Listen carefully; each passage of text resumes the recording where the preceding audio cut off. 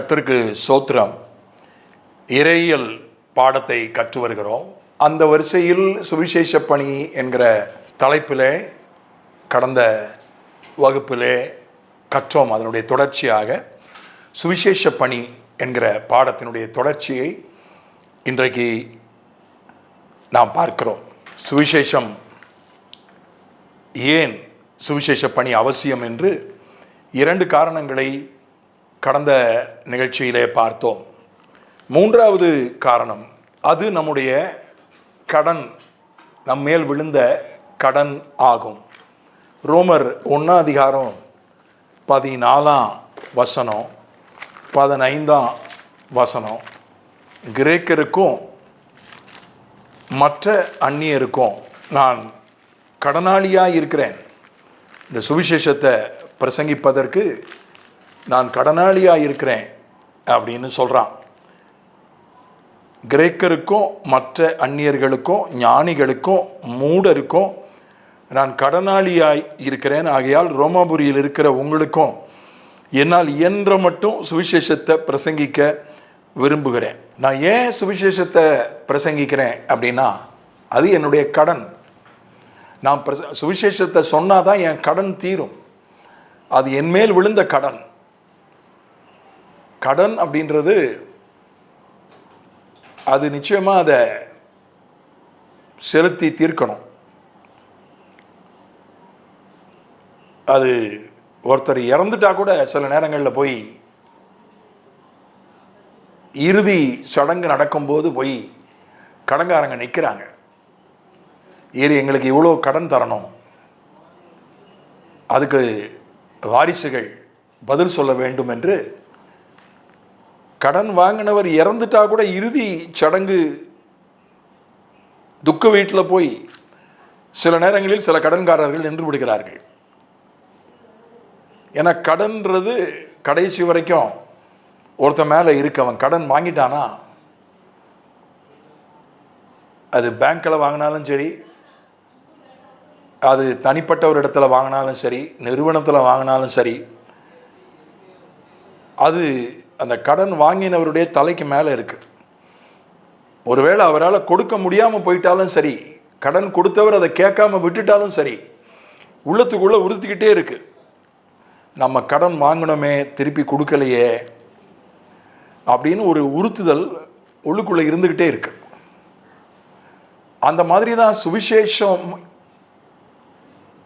நம்மை சுற்றி இருக்கிறவங்களுக்கெல்லாம் சுவிசேஷம் சொல்றது நம்ம மேல் விழுந்த கடன். நம்மை சுற்றி இருக்கிறவர்களுக்கு சுவிசேஷத்தை சொன்னாதான் அந்த கடன் தீரும். அதைத்தான் அவன் சொல்றானா, நான் கடனாளி. அதனால தான் என்ற வரைக்கும், என்ற மட்டும் சுவிசேஷத்தை பிரசங்கிக்க விரும்புகிறேன்.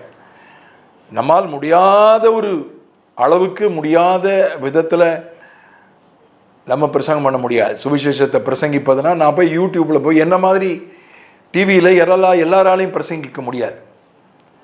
என்ன மாதிரி யூடியூப்பில் எல்லாராலையும் பிரசங்கிக்க முடியாது. என்ன மாதிரி ஜூம்லேயும் கூகுள் மீட்டிலையும் சபைகளிலேயும் கூட்டங்களிலேயும் வேதாகம கல்லூரிகளிலேயும் கருத்தரங்குகளிலேயும் இந்தியிலேயும் ஆங்கிலத்திலேயும் தமிழ்லேயும் சுவிசேஷத்தை எல்லாராலையும் பிரசங்கிக்க முடியாது.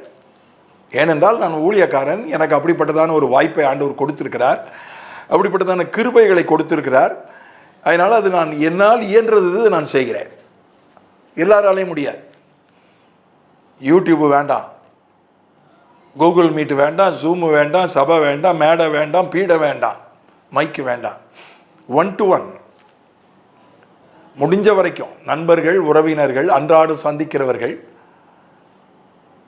உரையாடுவதற்கு வாய்ப்பு யாரோடு கிடைக்கிறதோ அவர்கள்,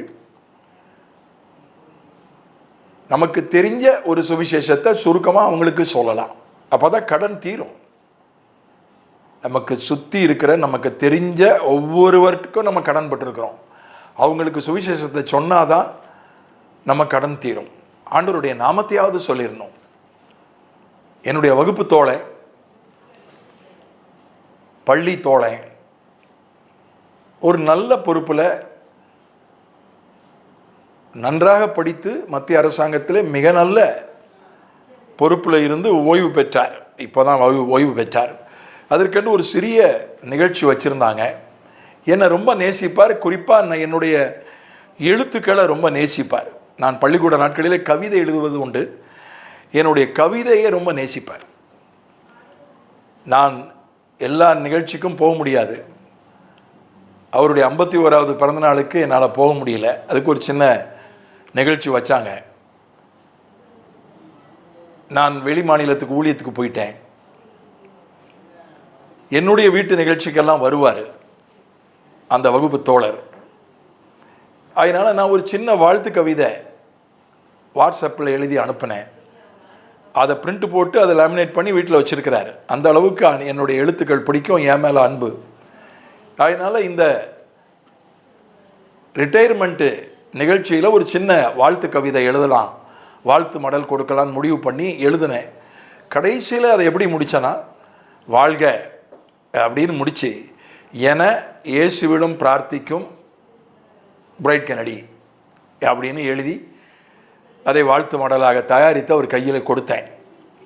அங்கே என்னால் முடிஞ்சது என் ஆண்டவருடைய பேரை நான் சொல்லிட்டேன். அதில் நான் உதாரணத்துக்காக சொல்கிறேன். இது ஒரு பெரிய கஷ்டம் இல்லையே.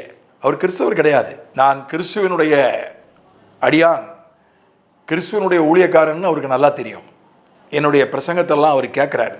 ஆனாலும் ஆண்டவருடைய பேரை அந்த வாழ்த்தில் நான் சேர்த்துட்டேன். இப்போ இதுவே ஒரு சுவிசேஷம் தான். சுவிசேஷம் அறிவிக்கணும்னா அவர் பெத்லகேமில் பிறந்தார்னு ஆரம்பித்து 3வது நாள் உயிரோடு எழும்பினார் வரைக்கும் முழு கதையும் சொல்லணும்னு அவசியம் இல்லை. அவர் பேரை சொன்னாலே சுவிசேஷம் தான். ஒரு சாட்சியை சொன்னாலே சுவிசேஷம் தான். பைபிளில் இருக்கிற ஏதாகிலும் ஒரு வசனத்தை சொன்னாலே சுவிசேஷம் தான். ஒரு கதையை சொன்னாலே சுவிசேஷம் தான். அவரை மகிமைப்படுத்துகிற ஒரு பாட்டை பாடினாலே அது சுவிசேஷம் தான். சுவிசேஷன்னா பில்லிகர்கா மாதிரி பிரசங்கம் பண்ணாதான் அது சுவிசேஷம் என்று அல்ல. அதை நம்ம கஷ்டமாக்கி கொள்ளக்கூடாது. அது ரொம்ப எளிமையானது. அது ஏனென்றால் அது நம்மேல் விழுந்த கடன். 2வதா இந்த காரணங்கள் பட்டியலில் 4வது காரணம், ஏன் சுவிசேஷத்தை பகிர்ந்து கொள்ள வேண்டும். ரோமர் 10:14 அதில் சொல்லப்பட்டிருக்கிறது, கேள்விப்படாவிட்டால் எப்படி விசுவாசிப்பார்கள்? அவரை விசுவாசியாதவர்கள் எப்படி அவரை தொழுது கொள்வார்கள்? அவரை குறித்து கேள்விப்படாதவர்கள் எப்படி விசுவாசிப்பார்கள்? பிரசங்கிக்கிறவன் இல்லாவிட்டால் எப்படி கேள்விப்படுவார்கள்? பிரசங்கிக்கிறவன் அப்படின்றது கொஞ்சம் ரொம்ப கஷ்டமான ஒரு பெரிய வார்த்தையாக போட்டிருக்கு. சொல்லுகிறவன் வச்சுக்கலாம். ஆண்டவரை பற்றி சொன்னாலே அது பிரசங்கம்தான். இயேசுன்ற பேரை அடுத்தவங்க கிட்ட சொன்னாலே நாமும் கூட பிரசங்கியார் தான். விசுவாசிக்க விட்டால் எப்படி தொழுது கொள்வார்கள்? கேள்விப்படாதவர்கள் எப்படி விசுவாசிப்பார்கள்? பிரசங்கிக்கிறவன் இல்லாவிட்டால் எப்படி கேள்விப்படுவார்கள்? ஆண்டவரை பற்றி சொல்லுகிறதுக்கு யாராவது இருந்தால் தான் அவங்க கேள்விப்படுவாங்க. கேள்விப்பட்டாதான் விசுவாசிப்பாங்க. விசுவாசித்தாதான் தொழுது கொள்வாங்க. தொழுது கொண்டாதான் ரட்சிக்கப்படுவாங்க. அது ஒரு தொடர் வினையா இங்கே சொல்லப்பட்டிருக்கிறது. அதனால அவங்களுக்கு தெரியாது, அநேகருக்கு தெரியாது,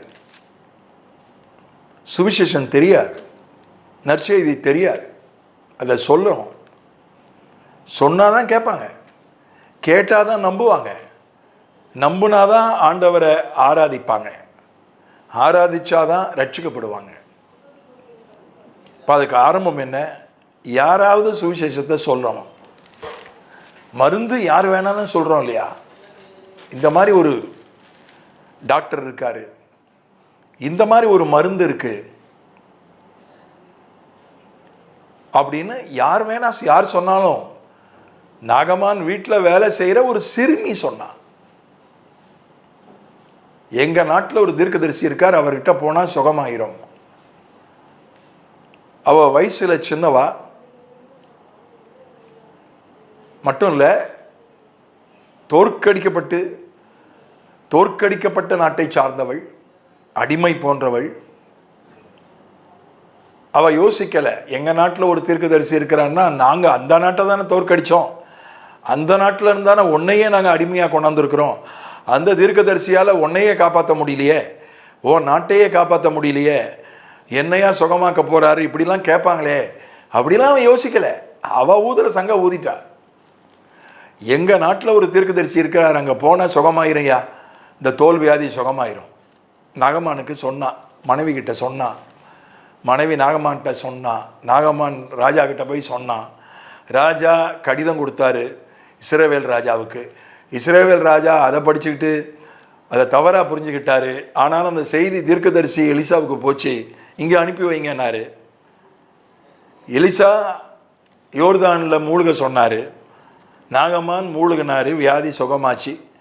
இனி ஆண்டவரை தவிர யாரையும் வணங்க மாட்டேன்னு ஒப்பு கொடுத்தாரு. அவ்வளோதான். ஒரு சிறுமி, தோற்கடிக்கப்பட்ட நாட்டை சேர்ந்த சிறுமி ஆண்டவருடைய வல்லமையை பற்றி சொன்னால், அதை அவன் கேட்டால் நம்புனா ரட்சிக்கப்பட்டான். இவ்வளோதான். யாராவது ஒருத்தர் சொல்லணும், சின்ன பிள்ளையாக கூட இருக்கலாம், அது படிக்காத ஒரு ஆளாக கூட இருக்கலாம், ஒரு அடிமையாக கூட இருக்கலாம், வாழ்க்கையில் தோற்றுப்போன ஒரு நபராக இருக்கலாம். இல்லை நீயே சரியில்லை, உனக்கே வியாதி இருக்குது, நீ என்ன சொல்கிறியா, உன் வியாதியே சுகமாகலை, நீயே இன்னும் ஆசீர்வாதம் பெறலை, உனக்கே ஒரு நல்ல வருமானம் இல்லை, உன் குடும்பத்திலே பிரச்சனை இருக்குது, நீ என்ன ஆண்டவரை பற்றி சொல்கிறியா, இப்படிலாம் நினைப்பாங்களே. நினைக்க வேண்டாம். எந்த ஒரு தயக்கமும் தேவையில்லை. நம்ம வேலை சொல்ல வேண்டியது, ஆண்டவரை பற்றி சொல்ல வேண்டியது, நமக்கு தெரிஞ்சதை நமக்கு முடிஞ்சதை சொல்ல வேண்டியது, அவ்வளோதான். பெரிய வேத அறிவு தேவையில்லை, பெரிய பேச்சு திறமை தேவையில்லை, இங்கிலீஷ் அறிவு தேவையில்லை, எபிரேய மொழி படிக்க வேண்டியதில்லை, கிரேக்க மொழி படிக்க வேண்டியதில்லை. அதெல்லாம் தெரிஞ்சால் நல்லது தான், ஆங்கிலம் தெரிஞ்சால் நல்லது தான். 200 மொழிபெயர்ப்பு இருக்குது பைபிளில், அதை ஒப்பிட்டு பார்த்து இன்னும் கற்றுக்கொள்ளலாம். ஆங்கிலம் தெரியணும்னு அவசியம் இல்லை, ரொம்ப வயசு தேவையில்லை. சிறுமி தானே நாகமான் வீட்டில் சிறுமி, ஒரு 12 வயசுக்கு கீழே அல்லது 15 வயசுக்கு கீழே சிறுமி, அவள் தான் சொன்னாள். யாரோ ஒருத்தர் சொல்லணும், சொன்னால் போதும். சிலர் நம்பாமலும் போகலாம், அதை பற்றி பிரச்சனை இல்லை. சிலர் நம்புவார்கள், நம்பினால் ஆண்டவரை ஆராதிப்பார்கள், அவரை ஆராதித்தால் ரட்சிக்கப்படுவார்கள். அதே போல 5வது காரணம், அது மத்தேயு 24:14 இருக்கு. எல்லாருக்கும் சுவிசேஷம் சொல்லி முடிஞ்சாதான் ஆண்டவர் வருவார். அது ஆண்டவர் வருவதற்கான ஒரு நிபந்தனையாக சொல்லப்பட்டிருக்கிறது. ராஜ்யத்தினுடைய இந்த சுவிசேஷம் பூலோகம் எங்கும் உள்ள சகல ஜாதிகளுக்கும் சாட்சியாக பிரசங்கிக்கப்படும், அப்பொழுது முடிவு வரும். ஆண்டவருடைய முடிவுன்னு இங்கே சொல்லப்பட்டிருக்கிறது ஆண்டவருடைய 2வது வருகை. ஆண்டவருடைய 2வது வருகை முடிவுன்னு சொல்லப்பட்டிருக்கிறது மனித ஆட்சியினுடைய முடிவு. மனித ஆட்சி முடிவடைந்து 1000 வருஷ அரசாட்சி ஆரம்பிக்கிற அதை இது குறிக்கிறது. ஆண்டவர் நேரடியாக ஆட்சி பண்ணணும்னா இந்த உலகத்தை, இந்த சுவிசேஷம் எல்லாருக்கும் சொல்லப்படணும். அது ஒரு நிபந்தனை. இயேசு வருகிறார், இயேசுவே வாரும்ட்டு சபைக்கு உள்ளேயே வீட்டுக்குள்ளேயே இருந்து பாடிக்கிட்டு பிரசங்கம் பண்ணிக்கிட்டு ஜெபம் பண்ணிக்கிட்டு இருந்தால் பத்தாது. உண்மையில் வருகைக்கு ஆயத்தப்படுறதுனா என்ன? போய் மற்றவங்களுக்கு சுவிசேஷத்தை சொல்கிறது தான், சகல ஜாதிகளுக்கும் சொல்வது. இப்போ இந்த இடத்துல தான் மிஷினரி பணி முக்கியத்துவம் பெறுகிறது. மிஷினரி பணி முக்கியத்துவம் பெறுகிறது. ஒரு பாரம்பரிய சபை போதகர் ஒரு ஆறுதல் ஜெப கூட்டம் நடத்திட்டு இருந்தார் ஒரு வீட்டில். அவங்க பூர்வீகமாக பாரம்பரிய சபையை சார்ந்தவர்கள். பாதியில் பார்த்தா ஒரு ஆவிக்குரிய சபை போதகர் வந்துட்டார். அவர் பிரசங்கம் பண்ணுவார்னு பாரம்பரிய சபை போதகர் இந்த ஆவிக்குரிய சபை போதகர்கிட்ட கொடுத்துட்டார். அவர் என்ன பிரசங்கம் பண்ணார் தெரியுமா? நீ முழுகி ஞானசானம் எடுத்தாதான் நீ பரலோகம் போவ. திரும்ப திரும்ப சொல்கிறார், முழுகி முழுகி முழுகி. ஒரு தர்ம சங்கடமான ஒரு நிலைமை இங்கே ஏற்பட்டு விட்டது. ஏன்னா அங்கே எல்லா சபைக்காரங்களும் இருக்காங்க, பாரம்பரிய சபைக்காரங்களும் இருக்காங்க, ஆவிக்குரிய சபைக்காரங்களும் இருக்காங்க, சொந்தக்காரங்க, நண்பர்கள், அயலகத்தாரெல்லாம் இருக்காங்க. இன்னும் சொல்லப்போனால் வேறு மதத்துக்காரங்களும் அங்கே இருக்காங்க. ஏன்னா அவர் இறந்து போனவர், வயசானவர், பலர்கிட்ட பழகினவர். இப்போ அங்கே வந்து நீ ஞானசானம் முழுகி ஞானசானம் எடுத்தாதான் இல்லைன்னா பரலோகம் கிடையாதுன்னு சொன்னார். அவர் என்னுடைய உறவினர். அந்த கூட்டத்துக்கு போயிருந்தேன். எனக்கே தர்ம சங்கடமாக ஆகிப்போச்சு. என்னடா இந்த பாஸ்டர் இப்படி போய் இந்த இடத்துல போய் இதை போய் பேசிட்டாரே, ஒரு தர்ம சங்கடத்தை உண்டாக்கிட்டாரே என்று நான் நினச்சேன். நேற்று ஒரு பத்திரிகையை புரட்டி பார்த்தேன். ஒரு பாரம்பரிய சபையின் பத்திரிக்கை. பாரம்பரிய சபையினர் ஒரு மிஷனரி இயக்கத்தை நடத்துகிறார்கள். அவங்க சபைக்குன்னு ஒரு மிஷனரி இயக்கம் வச்சுருக்கிறாங்க. அதற்கு நிதி ஆதரவாளர்களை திரட்டுகிறார்கள். ஒவ்வொரு மிஷனரியை ஒரு சபை தாங்கலாம், ஒரு தனிநபர் தாங்கலாம், ஒரு குடும்பம் தாங்கலாம். அதுக்கு ஆட்களை திரட்டுகிறார்கள், நிதி திரட்டுகிறார்கள். அதற்கு ஒரு பத்திரிகை ஒன்று வெளியிடுகிறார்கள். அந்த பத்திரிகையை பார்த்தா இந்த பாஸ்டர் படம் போட்டிருக்குது. அந்த பாஸ்டர் தன்னுடைய சபையின் சார்பாக 2 மிஷனரிகளை தாங்குகிறார், பொறுப்படுத்திருக்கிறார் அப்படின்னு புகைப்படத்தோட செய்தி போட்டிருக்கிறாங்க. எந்த பாஸ்டர் பாரம்பரிய சபையினுடைய உபதேசத்துக்கு எதிராக வந்து அந்த பாரம்பரிய சபை போதகர் நடத்தின கூட்டத்திலே பிரசங்கம் பண்ணாரோ, அதே பாஸ்டர் பாரம்பரிய சபையினுடைய மிஷனரி இயக்கத்தை சார்ந்த 2 மிஷனரிகளை தாங்குவேன் உறுதி பூண்டு அதுக்கு ஒரு பொறுப்பேற்பு ஆராதனை. அந்த பாரம்பரிய சபை மிஷனரி இயக்க பத்திரிகையில் ஒரு ஃபோட்டோ வந்திருக்கு, செய்தி வந்திருக்கு. ஆச்சரியமாக இருந்தது, ரொம்ப சந்தோஷப்பட்டேன். பொருத்தமில்லாத இடத்துல வந்து அவர் ஞானசானத்தை பற்றி பேசிட்டார், தர்ம சங்கடத்தை உண்டாக்கிட்டாருன்னு ஒரு வருத்தம் அவர் மேலே எனக்கு இருந்துச்சு. ஆனாலும் சபை பிரிவுகளை தாண்டி, உபதேச வேறுபாடுகளை தாண்டி மிஷனரியை தாங்க முன் வந்திருக்கிறாரே, ரொம்ப சந்தோஷம். மிஷனரி பணி சகல ஜாதிகளுக்கும் சுவிசேஷம் அறிவிக்கிறது. அந்த பணி தான் உண்மையிலே வருகைக்கு ஆயத்தம் ஆகிறது. நாம் விழித்திருந்தால் மட்டும் போதாது, நாம் ஜெபித்தால் மட்டும் போதாது, நாம் ஆயத்தமானால் மட்டும் போதாது. அவர் வந்துட மாட்டார். எவ்வளவு விழித்திருந்தாலும், எவ்வளவு ஆயத்தமாக இருந்தாலும், எவ்வளவு ஜெபம் பண்ணாலும், எவ்வளோ எச்சரிக்கையாக இருந்தாலும் ஆண்டவர் வந்துட மாட்டார்.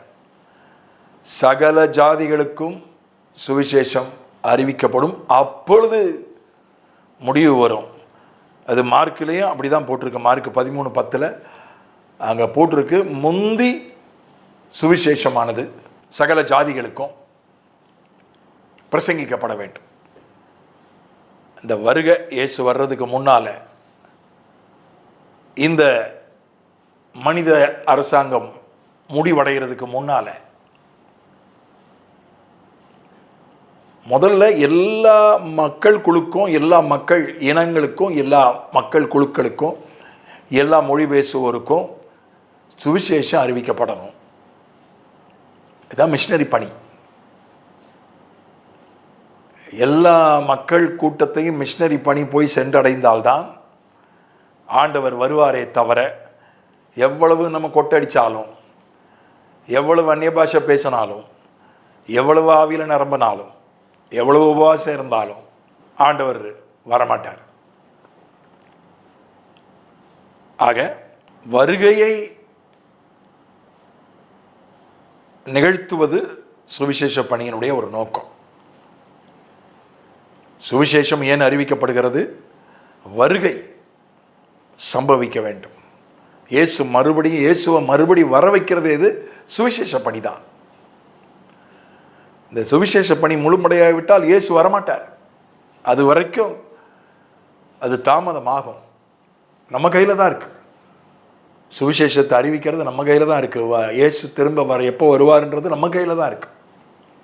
பிதாவே, இயேசுவின் நாமத்தில் ஏன் நாம் சுவிசேஷத்தை பகிர்ந்து கொள்ள வேண்டும் என்று நாங்கள் கற்றுக்கொண்டோம். அது எங்கள் மேல் விழுந்த கடன். யாவருக்கும் சுவிசேஷத்தை சொல்றதுக்கு நாங்கள் கடனாளிகள்.